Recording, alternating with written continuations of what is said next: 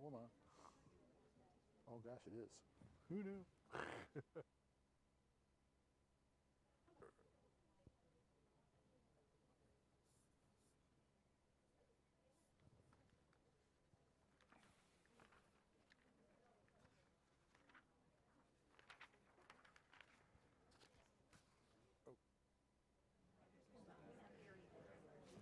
Okay, our next conversation is on cooperative models across the rural West.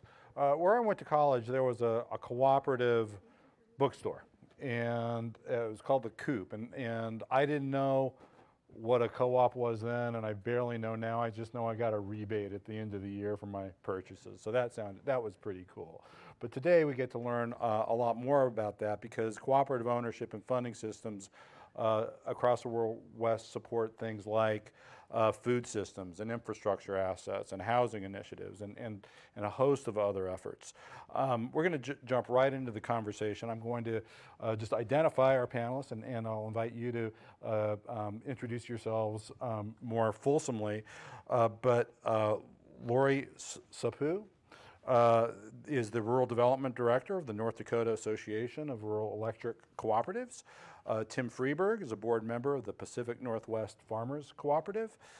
Kate LaTour, Government Relations Manager for the National Cooperative Business Association. And Tim O'Connell is the West Region Coordinator for the Rural Development Innovation Center of the U.S. Department of Agriculture. So because I've got so much to learn, we're going to jump right in, and I think we're starting with Lori. Okay, it's on. All right. So I'm the director of a cooperative development center in North Dakota that operates underneath the umbrella of the North Dakota Association of Rural Electric Cooperatives. And we're financially supported by dues and contributions from 16 electric cooperatives, 3 generation and transmission cooperatives, and 11 telecommunications cooperatives. And then we use that money to, as our matching funds to apply for a USDA Rural Cooperative Development Grant. So that's how we financially support our operations. We've been doing this since 1990. We're one of 2 statewide electric associations in the nation that have some focus on rural or cooperative development. And so I work in very rural places, which is probably obvious coming from North Dakota. 82% of our towns have less than 1,000 people, and that's the places where I work.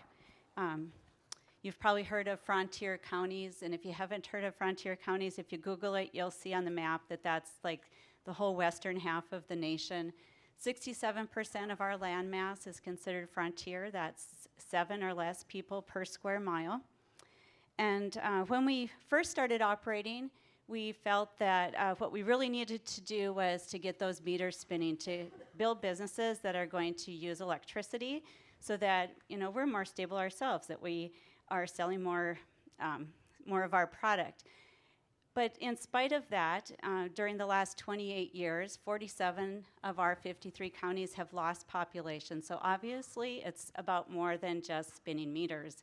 So over the past decade, we've been focusing a lot more, I guess, on quality of life. And what is it that keeps people living in rural places? What is it that they need to live there comfortably and to stay there? And so that's what we've been doing. We've been working on our cooperative principle number 7, our concern for community. We invest a lot of time and money into that principle. And so what we do is like grassroots development, some cooperative development, but it's also mutually owned companies. It's community-owned companies, or it's collaborative efforts, even if they don't end up incorporating. So we have done like childcare cooperatives. We work on healthcare, emergency services, Main Street businesses, dairies, grocery stores, and then oddly, like the past 5 years, we've been tracking trends in rural food access. We have documented that we've lost more than 20% of our rural grocery stores over the past 5 years, and it's a big concern for us. That's one thing that we've been focusing most of our energy on lately, I guess. And so we provide technical assistance to help groups of people work through the process of developing the businesses and services they need to live comfortably in rural places. We also have a rural development, a revolving loan fund, I should say, that is $6.5 million that we do invest at a low interest rate, 2% into the businesses that we're working with. And we work quite a bit with the Red Leg program, the Rural Economic Development Loan and Grant Program, which I don't know if, Tim, you'll talk about that more or not, maybe not, but that's what we do. Great. And let's see, who's next? I believe that's Tim. Great segue then. Tim O'Connell with USDA Rural Development, the Innovation Center, trying to make innovation and government work together is what we're doing. I've been with USDA for 35 years, 5 years originally with Washington State as an ag loan officer, and then an opportunity to go out to Hawaii to do actually direct technical assistance for cooperative development in Hawaii and Western Pacific. Relocated back to the mainland 3 years ago to take on the regional position I have with rural development. Mark Brzezinski with the Administrator's Office talked about the agency this morning, so I'm not going to go over into any great detail, but we are a funding agency. We have 3 main funding units, the business, infrastructure, and housing. And people talk about trying to break silos, and I like to look at it more as connecting silos. Because coming from a farming background, silos are actually good because they store things. And if we connect those, we can actually get a lot more from what we store with our knowledge. So I try to be trying to link our silos. And the Innovation Center at Rural Development is more about connecting the silos internally within our 3 funding agencies, but also externally with our other federal partners and with our state partners and with our local partners, and trying to deliver our programs that we have. We have 50+ programs that we deliver across the spectrum of grants and loans, mostly loans. And when I talk to groups, I usually tell them that we spell grants L-O-A-N-S because we do have a lot of loans. Grants are good, but they're kind of few and far between. And so the opportunity, and USDA at one time did have a whole agency for cooperatives and cooperative development, the Ag Co-op Service, and that's what I went to Hawaii to work for. And then through the years, it's kind of been that we've gone out of the direct technical assistance program and have actually are now funding centers across the U.S., like in North Dakota and in other parts of the country, where we fund the centers that do the actual cooperative technical assistance. And it's for the West, for the Western Governors Association, I think we have pretty much coverage for all the states that are in the WGA category, or as far as the service territory for the direct technical assistance for cooperatives. Well, that's a little bit about rural development. We do have a lot of different funding mechanisms. We do touch all the issues that you've talked about here. Broadband, EDIC connectivity, that's one of the pillars of the Rural Prosperity Task Force, is broadband. And one of the things that rural development does is we work with state partners, and just recently over the summer we've worked with our partners in Oregon, in Washington, in New Mexico, and in Wyoming, and actually in doing broadband planning workshops so that the rural residents in these frontier communities can actually access our programs, because quite honestly they're not easy to access. They're complex. And someone at an earlier panel talked about capacity building, and that's what we can help do, is build that capacity with extension, with our partners in others, so they can access the programs and the resources that are needed. Great, thanks, Tim. Tim Freeburg. Yeah, my name is Tim Freeburg. I'm a local farmer from Worley, Idaho, about a half hour south of here for those of you that aren't familiar with the area. I own and operate my own 5,000-acre farm, and I started doing business with Pacific Northwest Farmers Co-op. I'll refer to that as PNW Co-op from here on out. about 10 years ago, and what got me associated with them, PNW Co-op is most well known for raising and marketing chickpeas to Sabra, which so Sabra sources most of their chickpeas for their hummus right here in the Pacific Northwest. So that's the strength of the co-op. The co-op serves farmers anywhere from central Idaho to north of Spokane, so it's a pretty big footprint throughout the Northwest. And I've served on the board of directors for about 5 years now. Great. Any questions, comments, contributions? Oh, I'm sorry, Kate LaTour. No problem.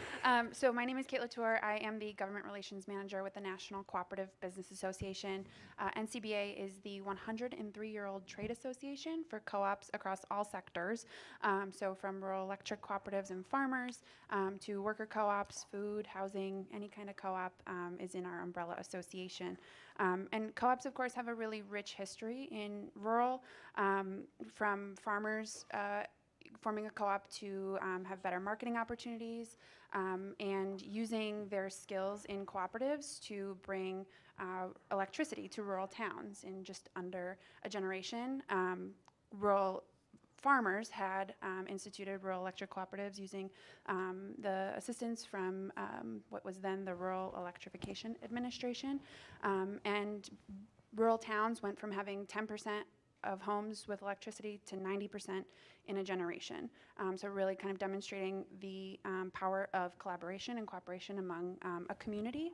And we've seen that evolve in different ways throughout our history. Lori alluded to food co-ops where grocery stores are not serving. Things like worker co-ops, and giving people an ownership stake. So NCBA is the organization that advocates and defends that model, primarily at the federal level. So much of my job is educating Congress and helping them use the co-op model in their public policy solutions for kind of these emerging challenges we're seeing. So from food security to housing and things like home care and direct care, which is the largest workforce need in the next 10 years, given our aging population. And then, of course, it was mentioned earlier, but with baby boomers nearing or working beyond retirement, making sure that those businesses don't close down when the owner retires, and instead giving workers and the community the opportunity to purchase that business and form a cooperative. And so I think those are kind of the big issues. We work a lot with USDA and have really wonderful partners. They chair a interagency working group on cooperative development to kind of work across those silos, which we're really appreciative of as well. So I think I'll stop there and then let the questions go. Well, I will try to atone for my slight by asking you lots and lots of questions. Okay. And I'll start with this one. So prior to your work at NCBA, you worked for Senator Baldwin. I know you worked with a number of cooperative businesses in Wisconsin. Do you have any lessons learned from those experiences that could be applicable to the rural West? Yeah, I think one of the big lessons from that experience was that people by and large do not want the federal government to just come in and solve their problems. But a framework, a toolkit is necessary for them to do so. So having support like USDA and being in every county and every district makes a difference. And then I think, the federal government, particularly in a congressional office, there's a lot of use in helping community members, co-ops, and businesses navigate the federal bureaucracy, which for someone who's not involved in it day to day can be tough. And then the other kind of plug that I like to give, in addition to my legislative responsibilities, I also formerly handled the correspondence, incoming and outgoing legislative correspondence for the senator, and just like to plug the power of communication and the power of telling stories and sharing the successes or the legislative, the policy needs, because people will read those letters and take action, and policy initiatives like the Main Street Employee Ownership Act will come out of those news articles, those letters to the members of Congress. Are there any current federal policy issues or initiatives or legislation or challenges that you're working on that are particularly applicable to the rural West? Yeah, I think the implementation of the Main Street Employee Ownership Act, so in 2018, there was bipartisan legislation that required the SBA to do two big things. The first is provide education and outreach through their district offices and SBDCs on this succession planning on legacy businesses, so that business owners who are nearing retirement know that this is a viable option for them, and making sure that they have the resources necessary to start planning. And then the other part is of the Main Street Employee Ownership Act is requiring SBA to submit a report to Congress that would provide alternatives to this personal guarantee requirement. So for the 7A loan program, all of that financing requires a personal guarantee, but in a cooperative where each member has a share, that's a major hurdle. And so unfortunately that was not resolved in that report, so we're continuing to work on that implementation, but particularly where the HVAC company or the construction company or any sector where there's one in a rural community, the risk of those businesses shutting down is a big threat to the economy. Yeah. So Tim Freeburg, help connect the dots for us and explain how your work with the PNW Farmers Co-op has actually helped support operations on your farm. Yeah, not my farm, but every farmer locally. You think of farming, you think of maybe wheat crops or corn crops, the big commodity crops. But we need to diversify to stay profitable in our markets. And so partnering with a company like PNW allowed me to diversify my farm to raise rotational crops. When the markets fluctuate, you need to look for different opportunities. And for me personally, chickpeas was that opportunity. And PNW did the groundwork to develop these crops, to make them marketable, to create business relationships throughout the entire country and world. They secured the Sabra contracts, which it's a specific type of chickpea that grows in this area and just thrives in this climate. So a company based out of Virginia is transporting our product clear across the country to meet their needs. And beyond that, PNW started another brand called the Clipper brand that's highly recognizable in countries like India or countries in the Middle East that use a lot of that product. So for a farmer like me, I can partner with somebody that's already done all the groundwork and the legwork to be able to market these crops all over the world, and not just chickpeas, but lentils, canola, mustard, peas. I'm sure the list goes on, but I can't think of them all right now. But just to have that in place and to be able to easily access that has been a great benefit for my farm and many others in the Pacific Northwest. Great, thank you. So Lori, could you maybe expand on Endaric's, did I say that right, Endaric? Yeah. We don't really have an acronym. You don't have an I guess acronym? not. Well, Not one that's you can have that pronounceable. one. Okay, I'll take it. But can you expand upon its involvement in the local grocery store initiative and why it's important for rural communities to have that local option? Yeah, so, a few years ago, we started getting phone calls it was one phone call from a grocery store that was looking for grant money to cover their operating shortfall. And there is no grant money for something like that I'm aware of. And I felt really bad for that grocery store, and that store did end up closing. But I received 10 phone calls that year from grocery stores that were struggling. And so we started to wonder if something had shifted in the industry. And we did a little bit of internet research, and we learned that throughout the heartland, states were struggling with the closure of their grocery stores. So we set out to visit with our stores to identify their challenges and opportunities, what we could do for them. And we stumbled across what we believe is a huge distribution problem for products into rural areas. And so we've been trying to move forward with that effort for the past 5 years.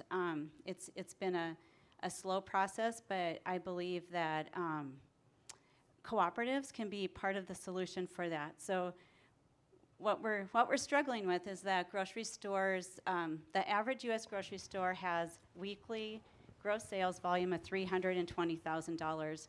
An average rural grocery store in North Dakota has a gross weekly sales volume of $20,000. And so the profit margin for a supplier to keep coming up and delivering food with those small margins just doesn't make sense. But we don't have just one supplier coming through for that small margin. We probably have 15 different suppliers coming through. So is there a way to form purchasing cooperatives to aggregate the product into a hub and cross-dock it into a truck so that one truck can go out to the stores? So we've got a little pilot project going. We're trying to test whether that works or not. But on top of that, we still have to get that truck that last leg affordably. We've been talking to the U.S. Postal Service about interacting with their distribution system, because the post office is also struggling with volume in really small places. So if we can couple our food products with the mail products onto one truck, can we keep both supplies coming viably into our small communities? So we've just been trying to think outside the box. What is it that we can do to bolster food access in rural places? We've also been kind of looking at online purchasing. It's too expensive for a small retailer to own and operate its own online purchasing system. So is there a way to collectively develop an online purchasing system that a group of them can can use together, so that you can start buying your supplies through your local grocery store instead of buying it through a grocery store from some urban center 500 miles away? So we're Great. So Tim, when USDA Rural Development supports a cooperative enterprise, how is that different from when you back maybe a more standard business or a municipal project? Are there different expectations with respect to outcomes or projects? I don't think there's any differences in the expectations, other than that I think there's statistics show that actually a cooperative business has a longer longevity than other types of businesses. So I think they're probably least risky because they are locally owned and locally controlled. And I think they're bringing the stability to communities. So I think they're a good credit risk from that standpoint, because they are, I think, statistically SBA, not to throw them under the bus, but we don't require a guarantee for our programs. And I think statistics from SBA show that, and other entities show that the cooperative form of business in all sectors is generally longer around, has longer longevity from a startup to maturity. Does SBA have a rebuttal or any comment? As I mentioned earlier, the personal guarantee is a keystone of our program. We feel that that's very important, that business owner has a personal stake in it as a taxpayer. So we're always happy to talk through that, but that's always been important. Well, and that's the value of partnerships too, because not all products are for everybody, and so if they can't get credit from SBA, they probably can come to USDA Rural Development and get credit. Right. And that's where the value of partnerships and knowing who your partners are, both federal and state, in actually trying to make a seamless customer service experience, whether you're a cooperative or a rural community. All right. Comments or questions from the room? Over here.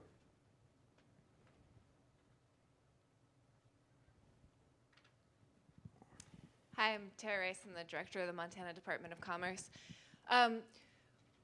The Montana Cooperative Development Center is just starting to talk to some businesses about whether there's potential to use the cooperative model to solve a childcare problem in the state.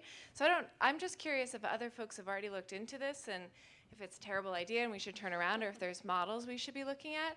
We're just hearing from businesses, from welding and manufacturing businesses in rural places, that they've got somebody identified for the job, they're ready to sign and recruit them to the community, and then that family that's going to move finds out that there are no licensed child care providers in the county, and there are no child care spots that are open, even without a licensed provider. So it's really, rural communities in the state are very clear that it's hurting their ability to recruit workers, that there is just no provision of child care. So businesses are talking about trying to, come together and form a cooperative model to solve the issue. And we're at the beginning of the conversation. I'm wondering if folks are further along and can advise. Great. Thank you. Well, I think it's an excellent idea, and so we have 2 of them now operating in North Dakota. They're actually a nonprofit is the way they're incorporated, and then their bylaws operate like a cooperative.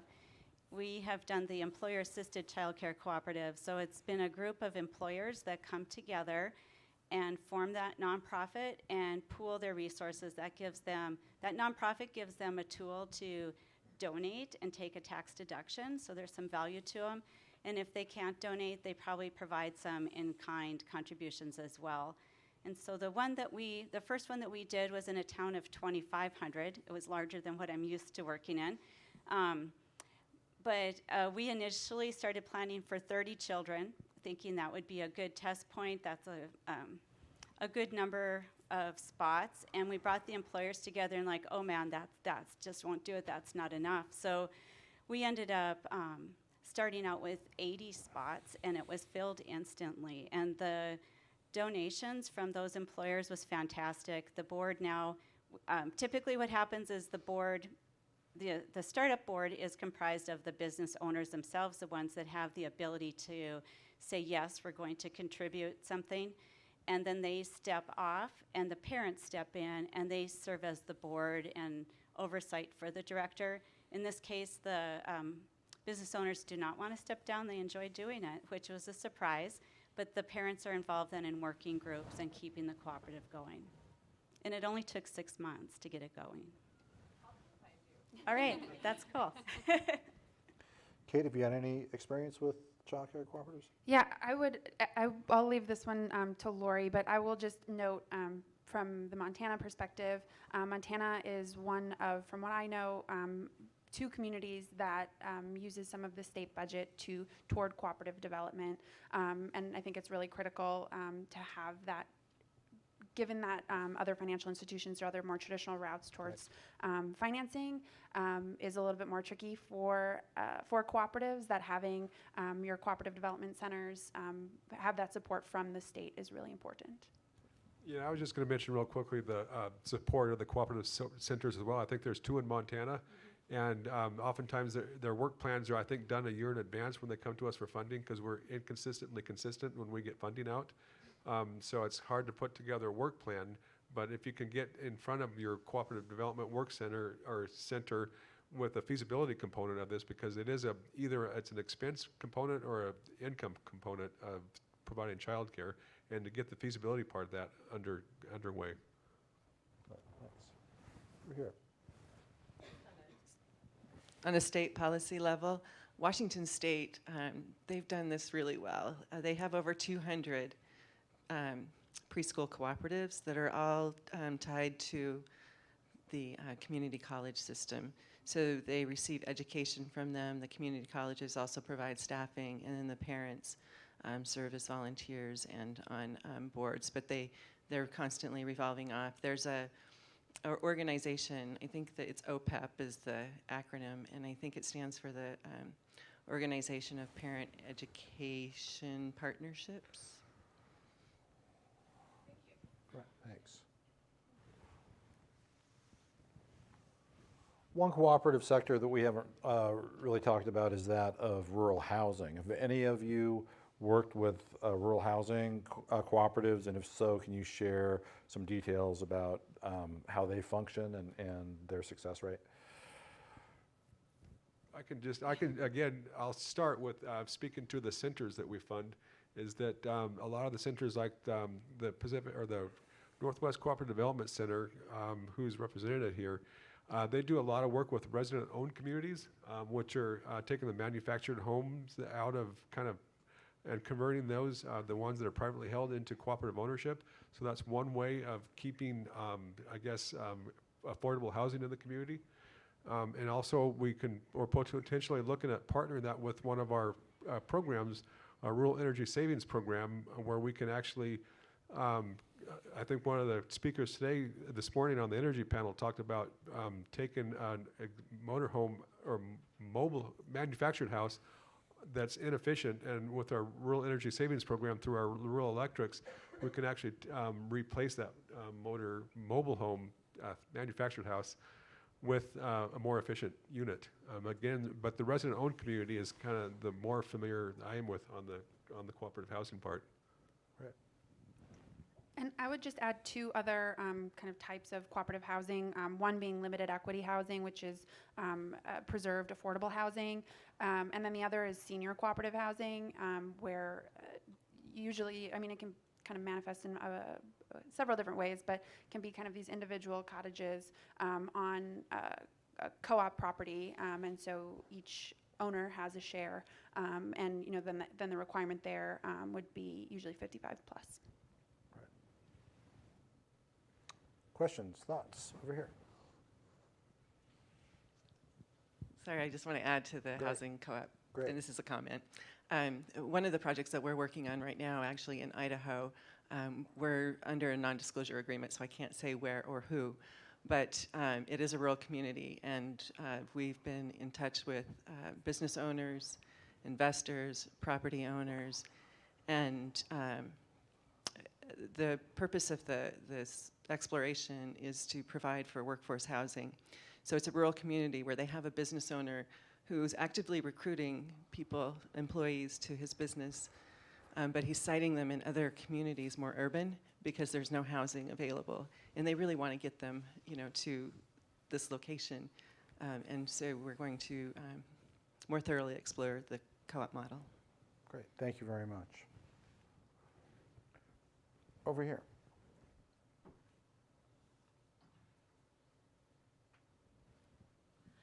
This might be a question for Tim or the rest, but in some areas of Montana, we have land managers, producers that are struggling with workforce and actually the labor costs associated with, and we've explored housing a little bit, but it seems to be more of a actually drawing in the workforce that's needed. I'm wondering, are there examples or models of producer cooperatives addressing that issue?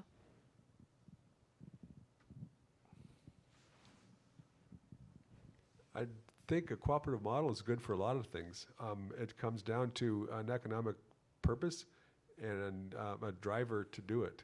So I think it's something to worth exploring. I'm not familiar with any kind of examples like that, but I think the model itself of people working together, because there's a verb component and an adjective component to cooperatives. Verb is actually you're doing something together, and the adjective is the entity that's formed. So I think the value of working together is probably, where is that connection going to come at that point? I would also just note that cooperatives have a very strong reputation in workforce development, from professional development and ongoing education. One of the cooperative principles. Typically in cooperatives, workers are able to do multiple roles because of the very nature of the business. And so that kind of is one of the contributing factors to the viability and strength in the community as well. Just generally, what would you identify as some of the biggest obstacles to starting a cooperative? This goes kind of to the capacity question, and what support is out there or is required? I won't harp on SBA anymore, but I will say that access to capital is it's a challenge for any type of business, but being unable to access that traditional financing is just a burden. I was going to say, as a former technical assistance provider, I think it's oftentimes an unknown form of business structure, and so it takes an ongoing education effort. It's kind of like preloading pre-development costs. When you do the education, if you're looking at a conversion, say of a grocery store to a cooperative, or from a worker standpoint, and even from a farmer standpoint, you're taking them out of the field and putting them into a boardroom. And so there's a huge leap of educational and ongoing educational piece that needs to take place in order to keep these things up and going, because they have to compete in today's economy in all aspects. Even though they're a cooperative and they're for mutual benefit, they still have an economic purpose. Right. So ongoing education is probably, to me, a key piece. Good. I'm going to say that in just a little bit of a different way, but the same thing, in that cooperatives can solve a lot of things in rural spaces, but much like Jim said, he doesn't know a whole lot about them. less than 10% of our population can articulate what a cooperative is. And so they don't know that's a solution. And if they kind of think it's a solution, they don't know how to go about doing it. So I agree that education is a really big need. Also, funding for research and development, so that early stages of developing a cooperative, typically when a group of people are developing a cooperative in a rural space, it's not because they're going to work at that cooperative, it's because they need something. They still have to work full-time at their jobs, but they need a childcare spot, or they need to buy food, or they need another market for their ag products. So they're working full-time, and they're trying to develop this cooperative. So we need people on the ground that can help them walk through that process and get those funds that they need to pay for their business planning, their market study, their feasibility study, so that they get a really stable, good startup for that cooperative. And not to harp on needing funds for technical assistance, but the Rural Cooperative Development Grant Program through USDA is the only program that I know of on the federal level that pays for consistent technical assistance. There's a group of us that apply for that every year. They don't have enough money to fund every center every year, so a few of us try to go a year without funding. Some people are luckier. I'm fairly lucky that I have a cooperative structure that supports me, but others are working really hard for their matching funds, and that program is consistently put on the chopping block as something that's going to be eliminated. And so support for that program is really crucial, and just knowing that the cooperative business is the hardest business structure there is to develop, because you have to take a group of people through to build consensus, to build this business together and to operate it. And if we don't have technical assistance providers that have experience that can lead that group through it, we're in for disaster in a lot of our co-op startups. Any other thoughts or comments? So if not, what we're going to do is go ahead and give each of the panelists a chance to offer a final word to the audience and the governors about the role of cooperatives in reimagining the rural West. Tim, you want to just go down the line that way? Sure. I just actually want to end with an example. Again, I live in Portland, Oregon, so I've been able to work a lot with the Northwest Cooperative Development Center. When I first came back to the mainland, I'd seen that there was they call it the silver tsunami. I think that's the term for all the baby boomers that are wanting to get out of their businesses. And so through the Innovation Center, I was able to bring together the SBA, the Economic Development Administration, the Northwest Cooperative Development Center, and USDA Rural Development, and kind of talk about this in the Olympia State Office. And as a result of that discussion, it was February of 2018, I believe, or 17. Time flies when you're getting gray and having fun. As a result of that, we also had the Federal Reserve at the table too. We were able to provide Northwest Cooperative Development Center came up with a scope of work, kind of they call it the Legacy Project, which is to educate people in the rural areas, the accountants and the tax people and the attorneys that are working with these small businesses and helping them with the succession planning to educate them about the worker cooperative concept. And our agency, we're on state lines, so we had to go through the Washington State Rural Development Office. We had to go to the Oregon, actually Northwest Cooperative Development Center did, to the Oregon Rural Development Office and the Idaho Rural Development State Office, and get the same application for the similar scope of work for 3 geographies. But we did it, they did it. So we were able to get funding for all 3 states from USDA Rural Development to do the Legacy Project to get the education out there. So that was an example, I think, of a public-private partnership. Great. Sure. So I would just kind of wrap up with 2 examples of ways that this model, which is over 100 years old, can really be used creatively and innovatively to solve these emerging challenges. I mentioned home care briefly, but typically these worker cooperatives, I'm from Wisconsin, and one of the first rural cooperatives was in Wautoma, Wisconsin, a very small town, and with home care providers and direct care workers who are providing assistance to seniors or people with disabilities in their homes. These jobs in non-co-op spaces have an average annual turnover of over 80%. And so think about that really with the people who are most in need, your loved ones, your seniors. Whereas when those workers are in a co-op, that annual turnover drops below 30% because they have higher wages, not by a lot, but a little bit, and that counts. They have more predictable schedules, and they have that ownership. And I think that's a really important detail here of having an ownership stake in the business and where you work is really what that co-op difference is.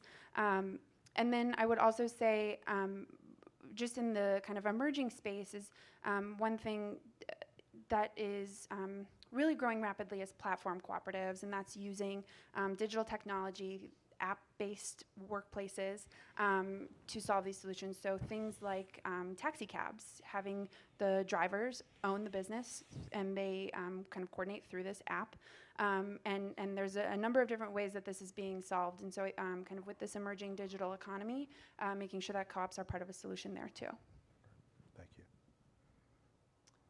So I don't know what your rural communities look like in your states, but as I drive through our communities in North Dakota, a lot of them are really feeling that effect of the retail Armageddon. It doesn't take long for small communities to lose their retail sector on their small town main streets. And I really believe that the cooperative model can be a way that we can help regenerate some of our main streets and bring some of that retail back to our streets. I'm hoping that we can think beyond just our own main streets, but collaboratively across county lines, city boundaries, even state lines to help figure this out in the rural places.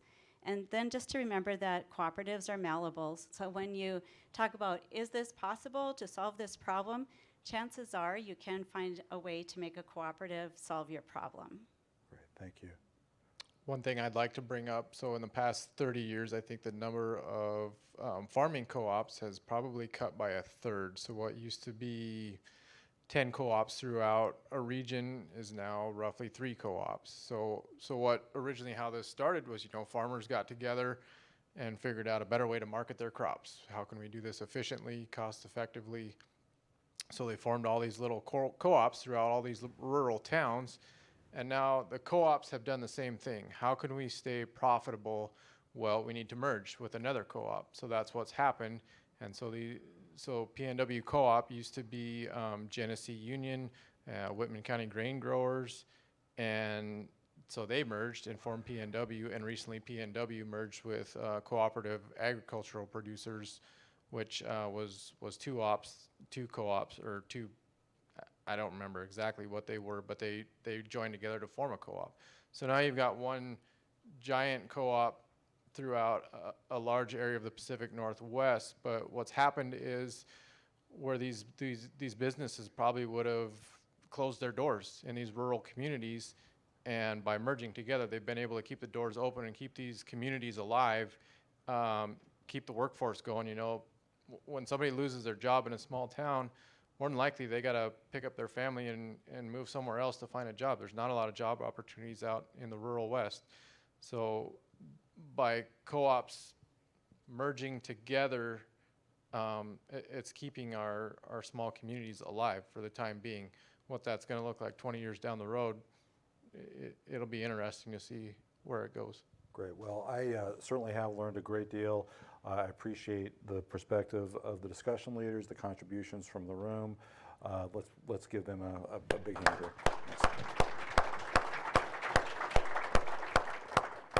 We're going to go ahead and take a 15-minute break and then kind of move up the entire agenda by 25 minutes. So we'll be back for the telehealth panel at 3:05. Thanks.